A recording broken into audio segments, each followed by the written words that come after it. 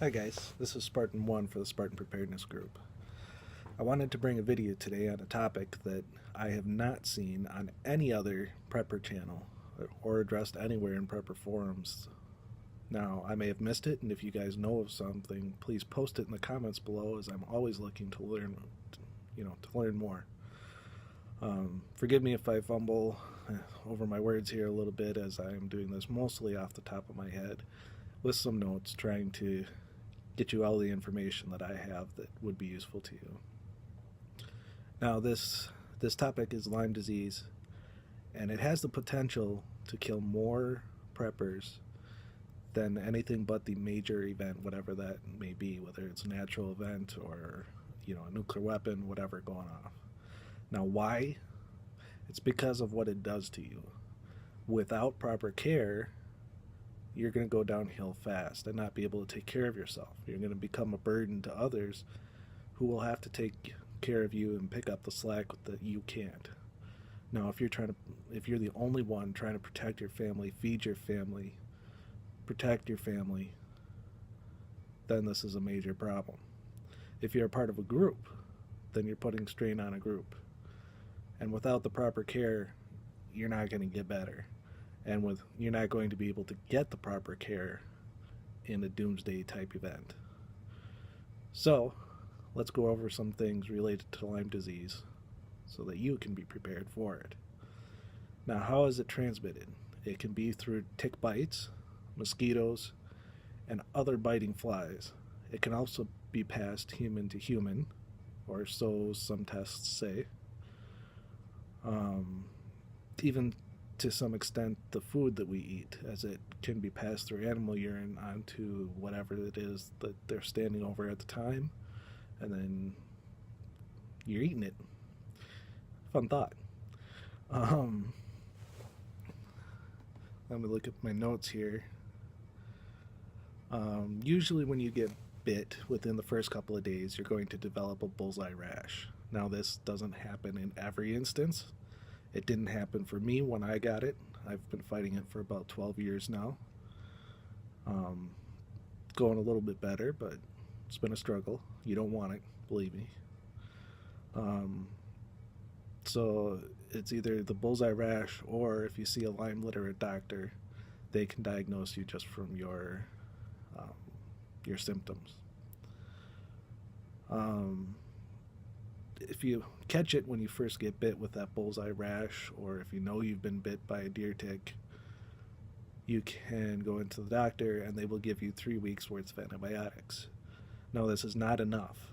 You need at least 6 weeks worth.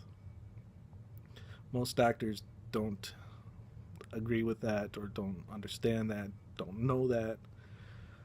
So you have to push for 6 weeks. Keep pushing till you get it. If you're sicker, or the 6 weeks doesn't cure you, then you're going to need a combination of antibiotics or herbal remedies, or a combination of those two, and it may be a long-term fight for you. Best thing to do is to get into a Lyme literate doctor, which you can find on the internet. ilads.org, I believe, is the website where you can find more information there, and they will send you out a list of doctors in your area. So how do you avoid it? What are the means to not get this disease? Well, one of the first things that you can do is take a preventative herb. It is called astragalus, and has been researched and used with great success by Stephen Buhner, who also wrote several really good Lyme books. He's treated a lot of people very successfully. He recommends using 3,000 milligrams for the first 30 days each day, and then 1,000 milligrams after that per day. I believe that this is something you need to talk to your doctor or an herbalist about, as I'm not sure how it affects pregnancy in women, but it's an option. Another thing you can use is this product here. It is called Lyme armor. Hopefully that doesn't say it backwards for you guys. It is made by Montana Pharmacy. Pharmacy is with an F, not the PH. I will put a link to it below. It costs about 17 bucks, and it'll last you about a full tick season, maybe longer, for a small family and their pets. So it's really not a bad deal, and you can make your own. I will put a link with the ingredients below as well.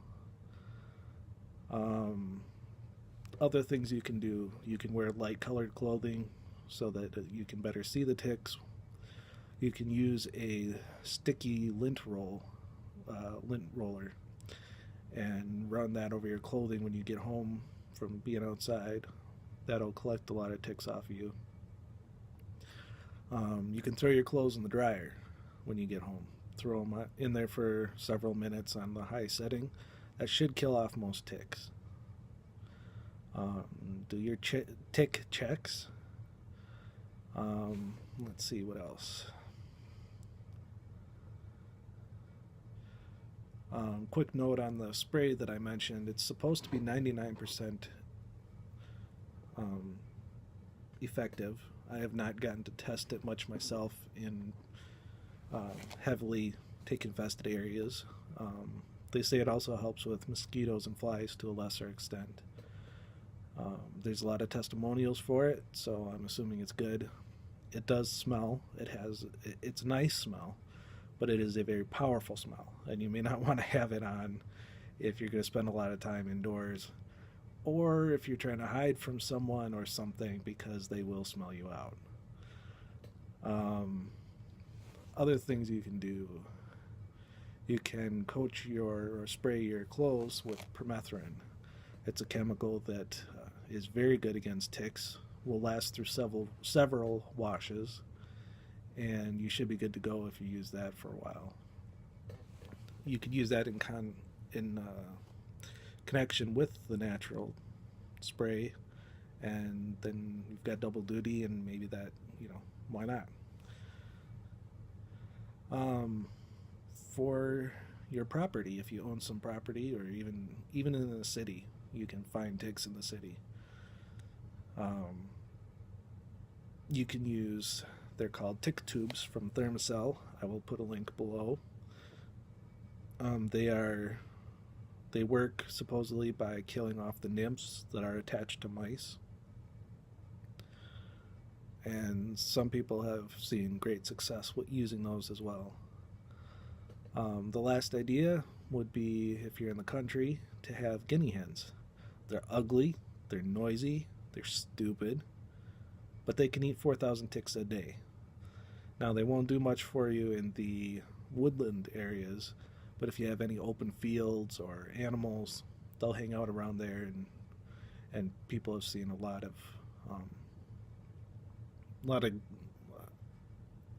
good reduction in tick population by using guinea hens. I think that's it. I think I covered everything in my notes and everything I wanted to get to for you guys. Like I said, if you have any extra information, please leave it in the comments, as I will check it out. And hopefully we'll never have to use this in a doomsday type event, but even on a day-to-day basis, this all still applies. If you're out playing in the woods, out practicing, patrolling, whatever you're doing, it's good to take these precautions. Alright, this is Spartan 1 for the Spartan Preparedness Group, and I hope you guys have a blessed day. Deus Vult. Please subscribe and like if you found the information helpful. I'll catch you next time. Bye.